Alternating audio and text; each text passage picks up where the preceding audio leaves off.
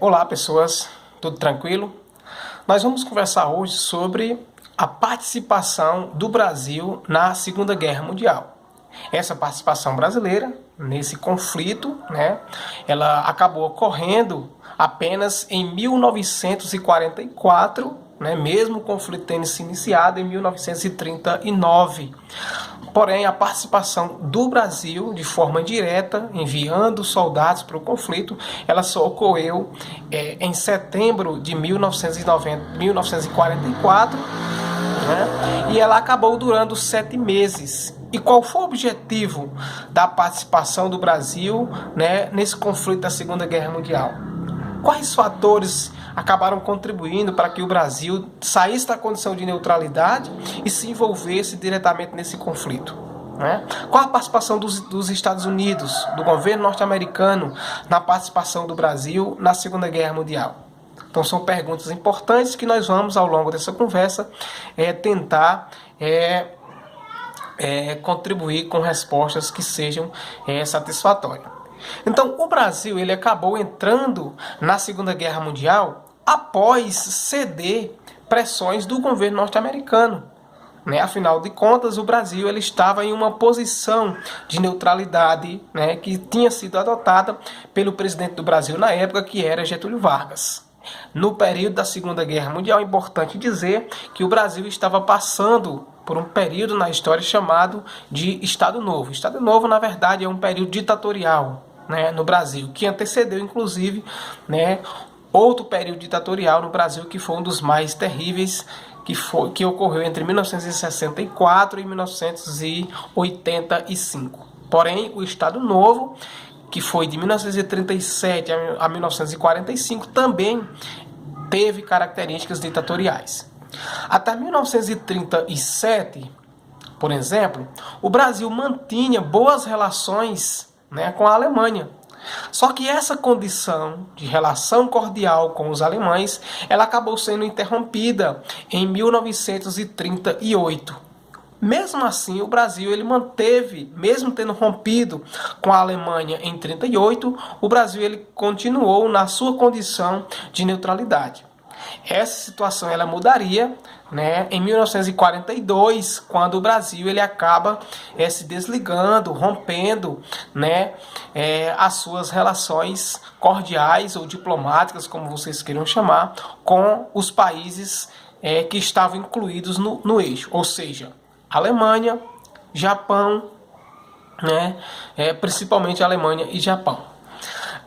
19 navios, por exemplo, brasileiros, foram atacados na costa brasileira pelas forças alemãs.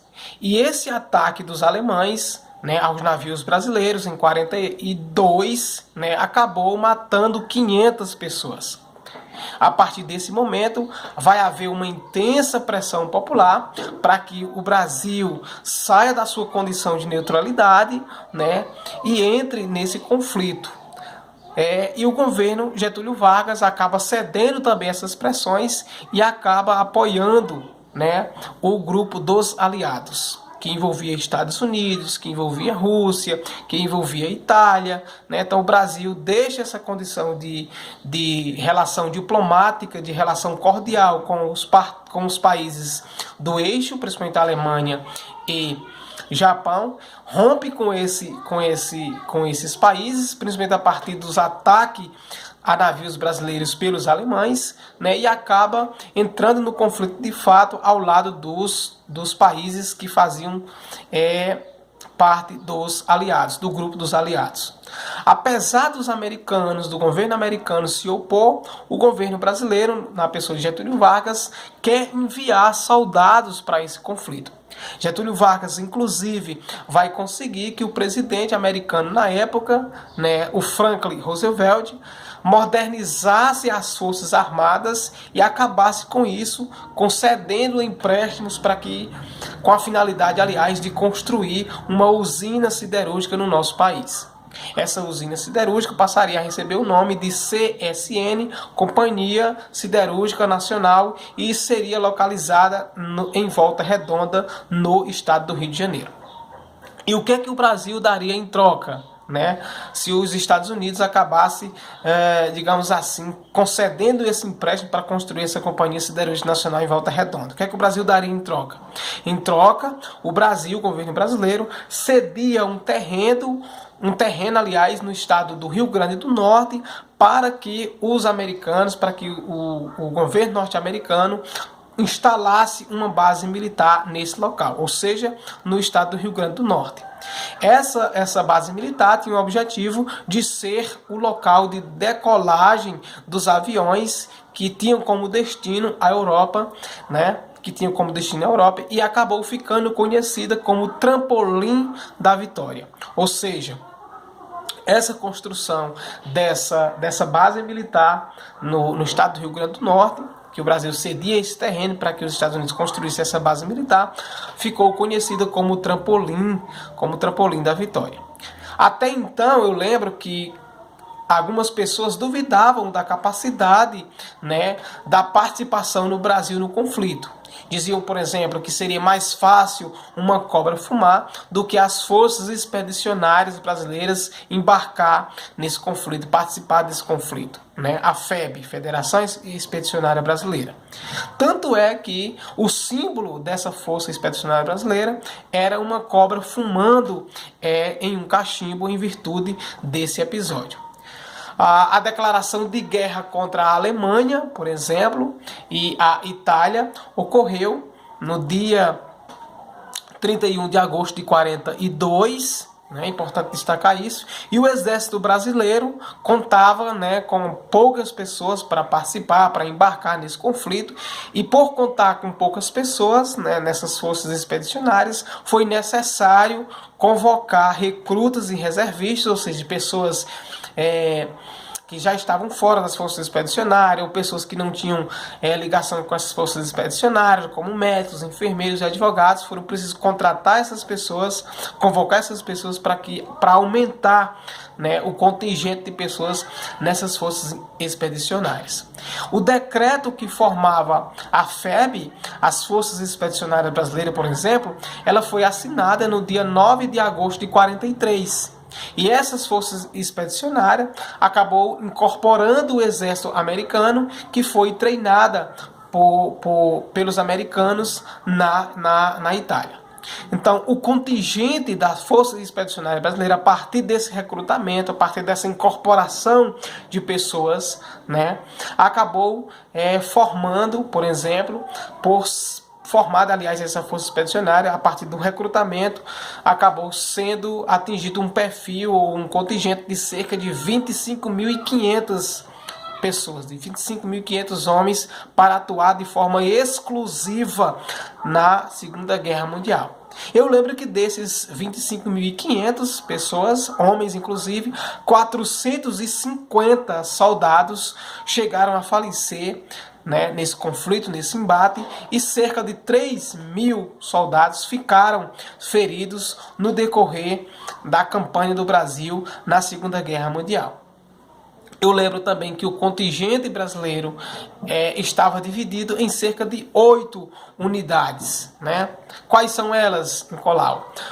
Primeiro Regimento da Infantaria do Rio de Janeiro, 6º Regimento de Infantaria de Caçapava, em São Paulo, o 11º Regimento da Infantaria de São João del Rei, em Minas Gerais, 4 grupos de artilharias, o 9º Batalhão de Engenharia, aqui da UNA, em Mato Grosso do Sul, o 1º Esquadrão de Reconhecimento e a 1ª Batalha de Saúde, além de tropas especiais e 67 enfermeiras. Também a recém-criada Força Brasileira, a FAB, chegou a participar, inclusive, do conflito, né? Enfim, era composta por cerca de 374 militares, 28 aviões, dos quais 16 foram abatidos, 5 pilotos mortos em combate e 5 chegaram a se tornaram, aliás, prisioneiros de guerra. Tá bom? Então, os soldados brasileiros chegaram no dia 16 de julho de 44 na Itália, né, lutando ao lado do exército dos Estados Unidos, e os brasileiros, lutando ao lado do exército dos Estados Unidos, conseguiram expulsar o exército alemão que ainda resistia bravamente no norte da Itália. Os soldados brasileiros chegaram a tomar Massarossa, né, Camaiore e Monte Prano, e em 45 ajudaram a conquistar pontos estratégicos como o Monte Castelo, né, como Montese, enfim, e a guerra chegou a terminar em maio de 1945.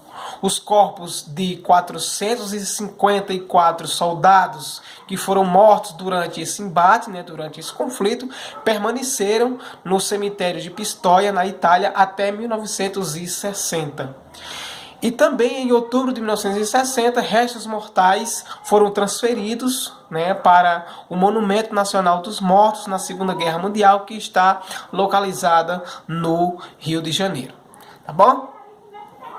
O fim da guerra, por exemplo, só aconteceu, aliás, após a assinatura de uma rendição da Alemanha, né? E as forças expedicionárias brasileiras começaram a ser desmobilizadas logo na Itália. Não precisou chegar no Brasil para ser desmobilizada. Bom, a ida do contingente brasileiro à Europa, por exemplo, aumentou as contradições internas do governo de Getúlio Vargas, né? Por quê? Porque os brasileiros, aliás, foram lutar contra uma ditadura, né? Alemã principalmente, né? Uma ditadura duradoura, mas vivia ao mesmo tempo um regime antidemocrático, um regime que era contra a democracia. Então essa era uma contradição muito forte no governo brasileiro de Getúlio Vargas, que a gente já destacou no início da nossa conversa, falando que o Brasil viveu no Estado Novo um regime de ditadura. Então, como é que você, dentro do seu país, está em um regime ditatorial, está em um regime de ditadura e vai lutar na Europa contra uma ditadura? Então, essa era uma contradição que foi percebida facilmente no nosso país. E receoso, aliás, que os soldados agora experientes em conflitos pudessem se revoltar contra o governo brasileiro, Getúlio Vargas se apressa em desfazer logo essa formação militar no Brasil. Né, começa a desfazer esse contingente militar. E as gerações posteriores, né, iriam ridicularizar o esforço dos soldados brasileiros, afirmando que foram lutar no lugar sem importância e já esquecido pelo exército alemão. Né? Além de lutar contra uma ditadura e pouca coisa fazer no país que também vivia um regime ditatorial. Mas, contudo, né, no final da década de 90, né, novos estudiosos vêm levantando novos documentos e dando, inclusive, aos soldados brasileiros um lugar digno na história do país. Perfeito? É isso aí. Espero que vocês tenham entendido e a gente se encontra em uma nova oportunidade.